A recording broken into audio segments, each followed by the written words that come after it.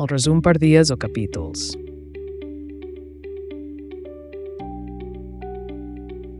Entre l'1 i 7 d'agost, la Duna i les seves germanes arriben a casa de l'avi. Al principi, tot sembla avorrit, però aviat comencen a explorar el poble i a conèixer la colla de nens i nenes locals. La Duna comença a escriure el seu diari com a deures d'estiu. Entre el 8 i 14 d'agost, la Duna fa nous amics i descobreix alguns secrets de l'avi. També coneix un noi interessant al bosc amb qui comença a passar temps. La relació amb les seves germanes es fa més estreta.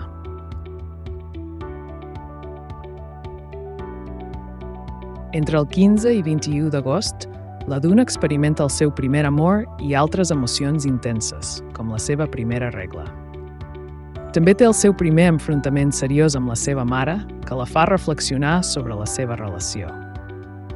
Entre el 22 i 28 d'agost, a mesura que l'estiu avança, la Duna descobreix més sobre la fragilitat dels adults i la complexitat de les relacions familiars.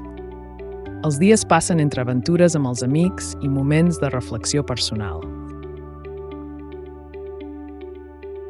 Entre el 29 i 31 d'agost, l'estiu arriba a la seva fi i la Duna reflexiona sobre tot el que ha après i com ha crescut durant aquest temps.